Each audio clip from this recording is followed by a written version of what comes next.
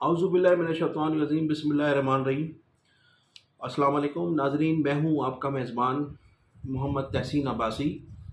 اور آپ دیکھ رہے ہیں میرا YouTube channel Pakistan time news. ناظرین، 17 جولائی کو ہونے والے ضمنی انتخابات اور اس کے بعد جو رزلٹ منظر عام پر آیا، اس میں آپ نے دیکھا کہ تحریک انصاف نے بھرپور کامیابی حاصل کی اور مسلم لیگ نون کو عبرتناک شکست کا سامنا کرنا پڑا ان کے اپنے صوبے میں، جو ان کا بیس بتایا جاتا ہے، یا سیاست میں ان کا بیس ہے مسلم لیگ نون کا۔ تو اب وہاں جو حکومت سازی کا مرحلہ تھا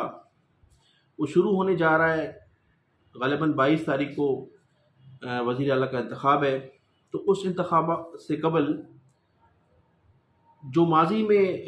ہمارے یہاں روایتی سیاست رہی ہے، ایک مرتبہ پھر اسی سیاست کا آغاز ہو گیا ہے، اور جناب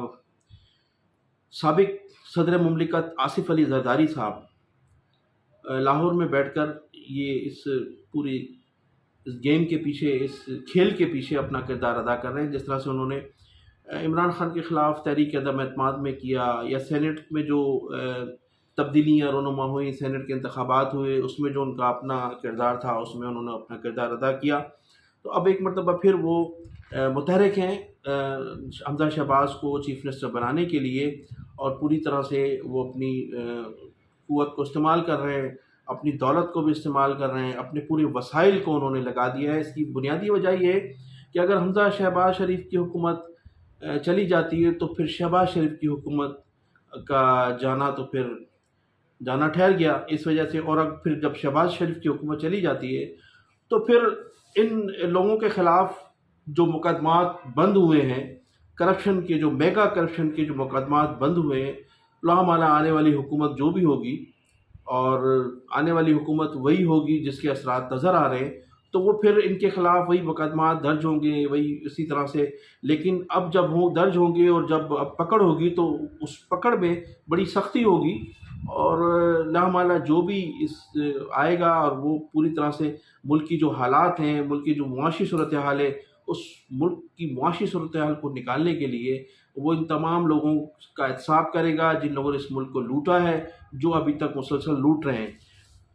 اب جب حمزہ شہباز کی حکومت جائے گی تو شہباز شریف کی حکومت بھی جائے گی، اور پھر اس طرح سے اس کے اثرات پورے پاکستان میں ہوں گے، تمام حکومتوں کا خاتمہ ہوگا اور نئے الیکشن ہوں گے۔ اور نئے الیکشن میں ان کو جو نظر آ رہا ہے، جو جن لوگوں کی جو صورتحال ہے وہ سب کے سامنے یہ محسوس کر رہے ہیں کہ انہوں نے اپنی عوام کو کیا ڈیلیور کیا ہے، اور کیا کچھ دے سکے ہیں کہ آئندہ انہیں ووٹ مل سکیں گے یا نہیں۔ تو اس صورتحال میں وہ پوری طرح سے کوشش ہے کہ حمزہ شہباز کی حکومت کو کسی طرح سے روکا جائے۔ اب اس حکومت کو روکنے میں ماضی میں نے پہلے بتایا تھا کہ عمران خان کے خلاف جو vote of no confidence move ہوئی اور 20-20 کروڑ روپے کے جو ووٹ خریدے گئے، اس سے پہلے سینٹ میں بھی ایسے ہی ہوا۔ تو یہ تمام جو رقم تھی، وہ یہ جو دولت تھی، اس دولت کا استعمال، یہ کراچی کی دولت کا استعمال ہوا ہے۔ وہاں سندھ بلڈنگ کنٹرول اتھارٹی کا مبینہ طور پر پیسہ استعمال ہوا۔ یہاں جو غیر قانونی تعمیرات میں کی مد میں جو ہمارے صوبائی وزیر بلدیات اور سیکرٹری بلدیات اور ڈی جی بلدیات جس طرح سے دولت جمع کرتے ہیں، اور جس طرح سے مبینہ طور پر اس دولت کی تقسیم ہوتی ہے، یہ تمام وہ پیسہ وہی استعمال کیا گیا۔ اور اب ایک مرتبہ پھر ان پر یہ ذمہ داری عائد کر دی گئی ہے کہ یہ جو تمام اخراجات ہیں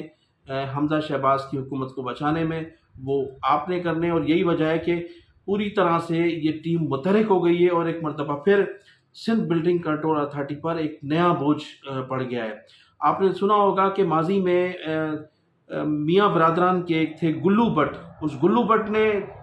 کے متعلق تو پوری دنیا جانتی ہے، پورا پاکستان جانتا ہے کہ اس گلو بٹ نے میاں برادران کے لیے کس طرح سے وفاداری نبھائی، کتنے لوگوں کا اس کے سر پر خون تھا، کتنے لوگوں کو اس نے زخمی بھی کیا،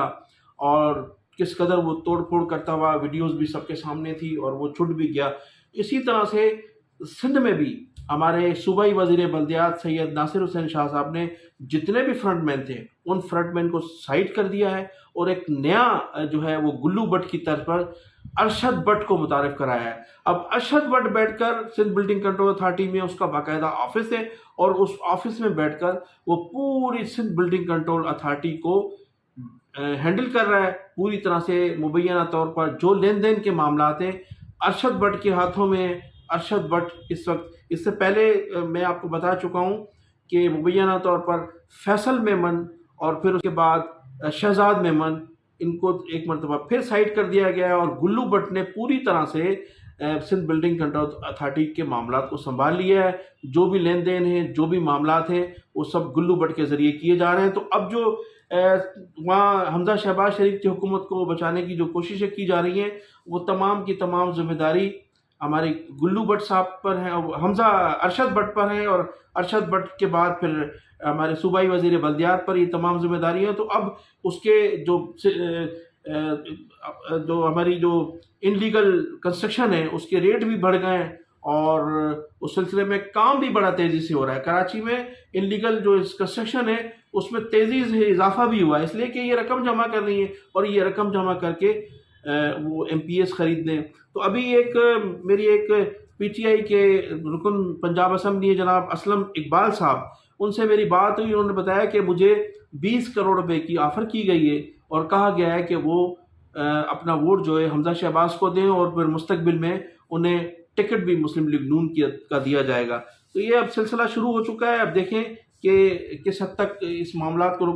جو ہے یہ رخ اختیار کرتا ہے۔ یہ تمام باتیں جو میں کر رہا ہوں لام والا ہمارے اداروں کو بھی پتہ ہوگی، اور ہمارے اداروں کو بھی اپنا کردار ادا کرنا چاہیے کہ اس ملک کی جو معاشی صورتحال ہے سب کے سامنے، اور پھر ایک مرتبہ یہ جو پیسہ رولنگ کرے گا، اور یہ جو جس طرح سے یہ 20 کروڑ روپے کی تقسیم ہوگی MPs MNAs میں، تو وہ پھر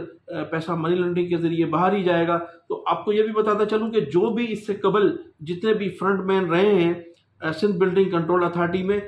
تمام کے تمام ملک سے باہر جا چکے ہیں، ان کی فیملیز بھی باہر ہیں، اور پیسہ بھی منی لانڈرنگ کے ذریعے باہر پہنچایا گیا ہے۔ تو اس طرح سے اس ملک کے ساتھ جو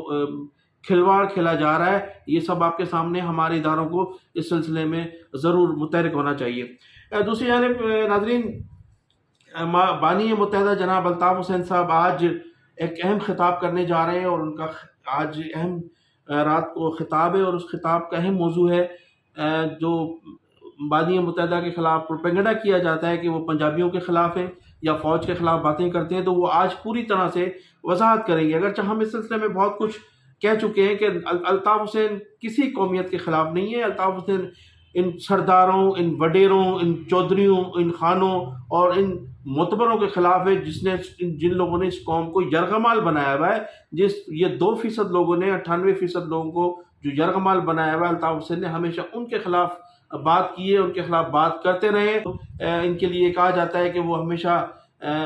فوج کے خلاف بھی باتیں کرتے ہیں۔ آج وہ پوری طرح سے مکمل وضاحت کرنے جا رہے ہیں، ان کا پروگرام ضرور دیکھیے گا۔ اور پھر میں اب آتا ہوں جناب فاروق ستار صاحب کی جانب۔ فاروق ستار صاحب نے بالمکمل طور پر پہلے تو آتے جاتے رہے، مذاکرات ہوتے رہے، ٹیلی فون پہ رابطے رہے، اور ان کی باتیں چلتی رہیں۔ اب مکمل طور پر وہ بہادر آباد سے فارغ ہو چکے ہیں۔ اب بہادر آباد سے بھی فارغ ہو چکے ہیں، الطاف حسین صاحب نے بھی ان سے لا تعلقی کا اعلان کر دیا ہے، پی ایس پی میں وہ جا نہیں سکتے۔ اب ان کے پاس ایک واحد راستہ یہ ہے کہ وہ یا تو اپنی سیاسی جماعت بنائے، یا پھر سنائیے کہ وہ کسی جماعت میں کو جوائن کرنے جا رہے ہیں جس میں مسلم لیگ نون کے متعلق کہا جا رہا ہے کہ وہ مسلم لیگ نون میں جا سکتے ہیں۔ تو اس حوالے سے ان کی جو ہے کچھ مذاکرات بھی ہوئے ہیں، اور لیکن ان کا کہنا ہے کہ میں جو بھی سیاسی فیصلہ کروں گا وہ بلدیاتی الیکشن کے بعد یا جو ضمنی انتخابات ہیں اس کے بعد ہی فیصلہ ہوگا کہ انہیں اب کیا کرنا چاہیے، کیونکہ بلدیاتی انتخابات میں جو ان کے نمائندے لڑ رہے ہیں، جن کو انہوں نے اپنا تالے کا نشان سے ٹکٹ لے کر دیا ہے، نشان لے کر دیا اور اپنا ٹکٹ جاری کیا ہے، وہ اور پھر ان کی جو وہ خود 245 والی سیٹ پر خود امیدوار ہیں، تو اس کا رزلٹ آنے کے بعد فاروق ستار صاحب کو اپنی حیثیت اور اپنے ویٹ کا اندازہ ہو جائے گا کہ اب مجھے کیا کرنا چاہیے اور کیا نہیں کرنا چاہیے۔ اس کے بعد ہی وہ کوئی فیصلہ کر سکیں گے۔ تو ایسا وہ کیا کرتے ہیں، کس جماعت میں جاتے ہیں اور کس جماعت کو جوائن کرتے ہیں۔ دوسری جانب ناظرین، پورے کراچی میں اس وقت جو بلدیاتی انتخابات کا ماحول ہے وہ، اور 245 سیٹ نمبر جو 245 جہاں ضمنی انتخابات ہونے جا رہے ہیں، وہاں صورتحال یہ ہے کہ الیکشن کمپین تو کہیں نظر ہی نہیں آ رہی ہے، اور لوگ جو ہیں وہ چند آفیسز آپ کو کھلے ہوئے ضرور ملیں گے، لیکن میں آپ کو بتاتا چلوں کہ پوری طرح سے کراچی میں بائیکاٹ کی مہم چل رہی ہے، اور این ممکن ہے کہ متحدہ قومی موومنٹ بہادر آباد بھی ایک روز یا 2 روز قبل ان انتخابات کا بائیکاٹ ہی کر دے۔ بس اس میں اگر تھوڑی بہت انتخابی مہم کہیں نظر آ رہی ہے تو وہ جماعت اسلامی ہے، جس کے لوگ اپنی ورکنگ کر رہے ہیں، لیکن باقی دوسری جماعتوں کی طرف سے کوئی ایسا ہوتا ہے کہ شاید کراچی کے شہری یہ محسوس کر رہے ہیں کہ یہ انتخابات نہیں ہوں گے، اور این ممکن ہے کہ آگے جا کر ان انتخابات کو جو ہے وہ پوسٹ پون کر دیا جائے۔ اس کے علاوہ 1-2 خبریں اور بھی ہیں۔ آج ہمیں انتہائی ایک معتبر ذرائع سے یہ بھی معلوم ہوا ہے کہ 24 تاریخ سے قبل ممکن ہے کہ ملک میں 1 سال کے لیے ایک ٹیکنوکریٹ حکومت قائم کر دی جائے، اور وہ ٹیکنوکریٹ حکومت نہ صرف ملک کی معاشی صورتحال کو سنبھالنے میں کچھ مدد ملے گی، اور جو کرپٹ لوگ ہیں، جن لوگوں نے اس ملک کو لوٹا ہے، ان کے خلاف کچھ کارروائی کی جا سکے گی۔ اس کے بعد یہ ٹیکنوکریٹ حکومت 1 سال کے بعد ملک میں عام انتخابات کا انعقاد کروا کر اقتدار ان منتخب نمائندوں کو دے گی جس کو عوام منتخب کریں گے۔ تو اس کے پس پردہ ایک تو چیز یہ نظر آ رہی ہے، دوسری ایک چیز یہ نظر آ رہی ہے کہ اس طرح سے عمران خان کے پریشر کو روکا جا سکے گا۔ جو اس وقت عمران خان پوری طرح سے متحرک ہیں، اس کے کارکن بھی متحرک ہیں، اگر انتخابات کرا دیے جاتے ہیں تو عمران خان پوری طرح سے پاکستان میں الیکشن کو ون کریں گے، اور ممکن ہے کہ وہ 2/3 اکثریت بھی لے لیں۔ لیکن اگر 1 سال کے بعد اگر انتخابات کرائے گئے تو ممکن ہے کہ اس رزلٹ میں یا اس نتائج میں فرق پڑ سکے، اور فرق پڑ بھی کر سکتا ہے، کیونکہ 1 سال کا گیپ کافی ہوتا ہے۔ تو میں انہی الفاظ کے ساتھ آپ سے اجازت چاہوں گا کہ آپ میرے چینل کو سبسکرائب بھی کیجیے گا، اور کمنٹ سیکشن میں جا کر اپنی قیمتی رائے کا اظہار ضرور کیجیے گا۔ پاکستان زندہ باد۔